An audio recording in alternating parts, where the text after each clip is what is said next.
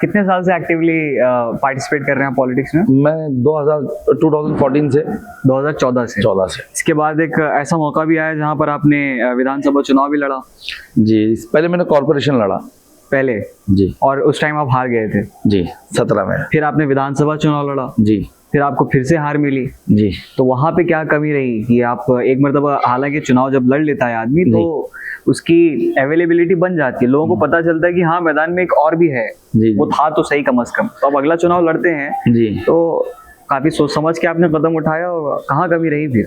नहीं कमी तो नहीं रही। कैसा हो गया कि यानी जब 2024 में मैं एमएलए इलेक्शन कंटेस्ट कर रहा था जी, उस वक्त आपने देखा कि मौलाना सज्जाद नोमानी साहब का एक स्टेटमेंट आ गया, स्टेटमेंट आया, बहुत सारी चीजें, उसके पीछे बहुत सी चीजें हुई। और मैं मेरे शुरुआती दिनों से टोरेंट से हमारे शहर के लोग बहुत परेशान थे। प्राइवेटाइजेशन, जो इलेक्ट्रिसिटी प्राइवेटाइजेशन हुआ है जी, उससे बहुत परेशान थे, और मैंने उसके विरोध काफी यानी क्या कहते हैं आंदोलन किए थे।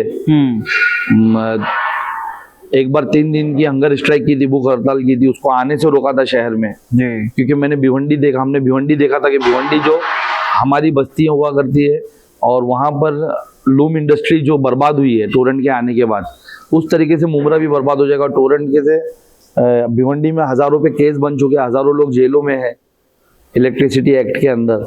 तो वो सब चीज़ें हमने स्टडी की, तो हमने उसको रोकने की कोशिश की। हमने इसके खिलाफ 2019 में पहली भूख हड़ताल की। मैंने 17 लोगों को लेकर के, अपने एमआईएम के 17 लोग, और एमआईएम से लोग नहीं आएंगे करके हमने मीम उमरेकर करके एक अलग नाम दिया, बनाया, एक प्लेटफॉर्म बनाया, और उसमें हम 17 लोग हंगर स्ट्राइक पे बैठे। कितने दिनों तक? 3 दिन हम बैठे। उसके बाद जो महाराष्ट्र स्टेट के पॉलिसी मेकर थे, उस वक्त के जो मिनिस्टर थे बावनकुले, उनके जो स्टेट पॉलिसी मेकर थे वो हमारी हंगर स्ट्राइक पे आए, और उनके साथ बीजेपी के और एक एमएलए थे संजय केलकर, कुछ केलकर नाम है उनका, वो आए। उन लोगों ने आकर के हमारी बातें मानी। उन लोगों ने हमें लिखित में आश्वासन दिया कि हम टोरेंट को नहीं आने देंगे, आप लोग अपनी हंगर स्ट्राइक को ब्रेक करिए। उसके बाद हमने वो हंगर स्ट्राइक तोड़ी। फिर उसके बाद जैसा मैंने आपको बताया कि लॉकडाउन में जब मुझ पे केस बना जी, 22 दिन जब मैं हटा, तो उस दौरान रातों रात टोरेंट को शहर में लाया गया। मैं वहाँ था नहीं विरोध करने के लिए। अगर आप होते तो उसको लागू होने नहीं देते? कई हद तक रोकता, या कई हद तक रोके ही रखा था। 1 साल से आने नहीं दिया था। एग्रीमेंट तो 2019 में हो गया था, लेकिन उसे शहर में आने नहीं दिया था।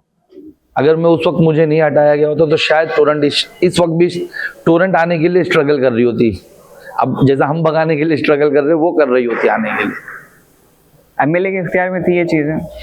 एमएलए के इख्तियार में थी। देखिए, एक एमएलए रिप्रेजेंटेटिव होता है पूरे असेंबली का, विदाउट उसके यानी एक्सेप्टेंस के, विदाउट उसकी परमिशन के कैसे प्राइवेटाइजेशन होगा जी। और उससे पहले भी यानी उसका जब टोरेंट आने वाली, उससे पहले भी कई बार उनके स्टेटमेंट आ चुके थे ऑन कैमरा कि मैं प्राइवेटाइजेशन की तरफ जाने की सोच रहा हूँ, इलेक्ट्रिसिटी प्राइवेट करवा के। वो लोगों को बहुत अच्छा मैनिपुलेट करते अपने बातों के जरिए।